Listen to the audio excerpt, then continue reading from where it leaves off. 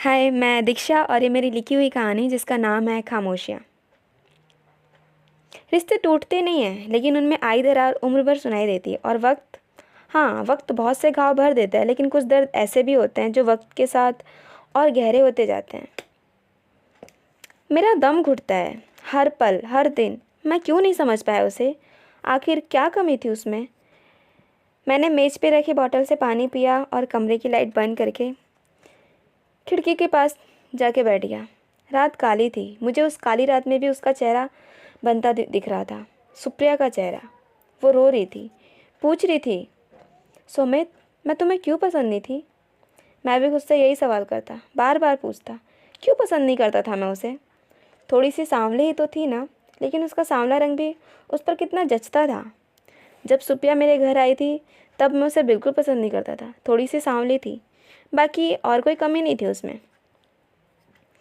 माँ बाबा ने पसंद किया था उसको। शादी से इनकार करने का मेरे पास कोई ठोस रीज़न नहीं था। उन दिनों माँ बाबा की तबीयत कुछ ठीक नहीं रहती थी। बीमारी या कोई दिक्कत नहीं थी, शरीर से भी हष्ट पुष्ट थे और मैं अच्छा कमाता था। लेकिन कुछ था जिससे वो हमेशा उदास रहते थे। शायद अकेलापन महसूस करते हो। मुझे लगता था इस उम्र में सबके माँ बाप ऐसा महसूस करते होंगे। सुप्रिया के आने के बाद उनकी उदासी कुछ कम हो गई, लेकिन मैंने सुप्रिया को अभी पसंद नहीं किया। पसंद आती ही नहीं थी मुझे। शादी के कुछ 2 हफ्तों बाद जब मैंने उससे कहा, अब मेरी छुट्टियां ख़त्म हो गई हैं, कल से ऑफिस जाना है, माँ बाबा का ध्यान रखना, उन्हें ज़्यादा बाहर अकेले मत छोड़ना, उन्हें आराम की ज़रूरत है।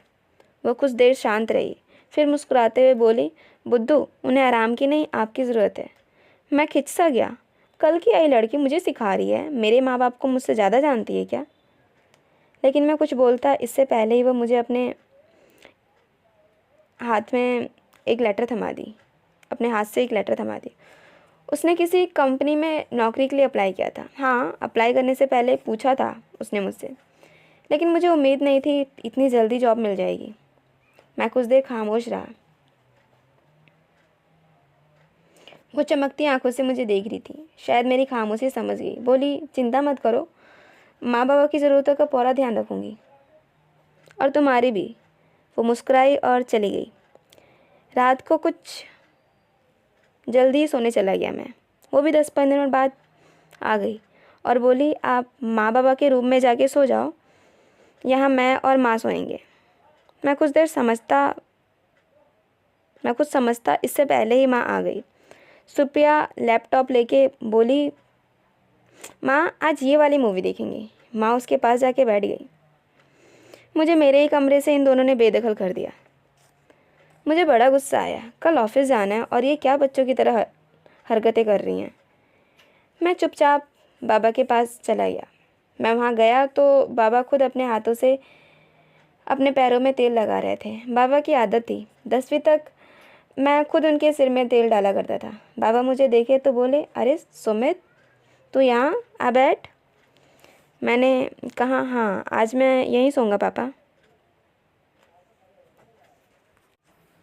फिर वो कुछ देर सोच के बोले, बेटा, हमें बहू के रूप में देवी मिली है।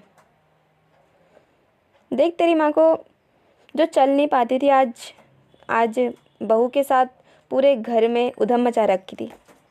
आजकल ये इसकी चहलकदमी कुछ ज़्यादा ही बढ़ गई है। कितना अच्छा लगता है इन दोनों को साथ में देखते हुए। तेल डालेगा सिर में? नहीं बाबा। अरे ले, डाल ले, अच्छी नींद आएगी। मैं मना नहीं कर पाया और तेल डाल के लेट गया। कितने दिनों बाद आया था मैं इस रूम में। हर तरफ मेरी फ़ोटो लगी थी, कहीं बैट बॉल खेलते हुए तो कहीं बाबा के कंधे पर बैठे हुए।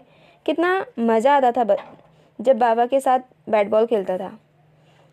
मैं लेटते लेटते अपने बचपन के दिनों में खो गया। एक सुकून सा महसूस हुआ। माँ के साथ तो फिर भी बातें हो जाती थी, लेकिन बाबा के साथ कितना दूर हो गया था मैं। उस दिन के बाद हर शनिवार को सुप्रिया माँ के साथ मेरे रूम में सोती और मुझे बाबा के पास भेज देती थी। मुझे भी अच्छा लगने लगा था। एक बार ऐसे ही बाबा के पास लेटा था। बाबा ने मेरे सिर पे तेल डाला और हल्के हाथों से थपथपाने लगे। मेरी नींद खुल गई थी, लेकिन मैं आंखें बंद करके उनके प्यार, उनके दुलार को महसूस करता रहा। सच कहा है किसी ने, माँ बाप का प्यार कभी कम नहीं होता अपने बच्चों के लिए। बच्चे ही उनसे दूर होने लगते हैं, उन्हें कम समय देते हैं। मैं समझ गया था, सुप्रिया सही थी। माँ बाबा को आराम की नहीं, मेरी ज़रूरत थी।